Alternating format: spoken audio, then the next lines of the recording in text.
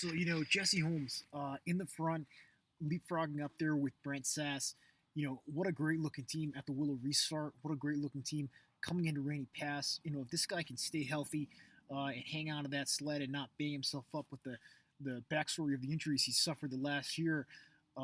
He's a guy third place last year. Again, I think I talked about it last year, but Life Below Zero Money, helped finance him $5,000 allegedly or something like that for every show that he does with them every couple of weeks. And you know, you put that with that great training area and obviously the access to bloodlines from King, CV, and whatever else he's getting. He's mixing up there his Alabama concoction, right?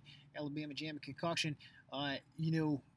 He's a guy who could run down Brent Sass this year for sure. I just hope he can get through that Dalzell Gorge and the Happy River Steps over the Alaska Range in one piece himself. Because I know it doesn't matter who you are, and that's why it's good he's out front. It's good he's in the front of the race because the more snow, when you get 20 teams over that trail, it sometimes can get where you're seeing some tree limbs and you're seeing some rocks and stuff like that. Though it looks like there's plenty of snow up there in the Alaska Range, but regardless, when you're going over the mountains and dropping down there to the river on the other side of the mountains into the interior of Alaska, it can be pretty gnarly. Every year, I think people are hanging on to there. There's a backstory also with the race of, like people like famous mushers like, Ali Zerho getting a concussion, Didi Genro breaking bones out there, to name a couple, and quite a few others as well. But, Jesse's so it doesn't matter how many years you've been doing it, your trail savvy or anything else. There's a vulnerability when you're strapped to 14 dogs that are at their prime and peak condition, and they're racing up and over the mountains. So it's good. I think he's resting key to the day as well as Brent. It's good that they're positioned like that, and they're out front a little bit to be going down there before that trail really gets torn apart by everyone standing on the snow machine mat and the brake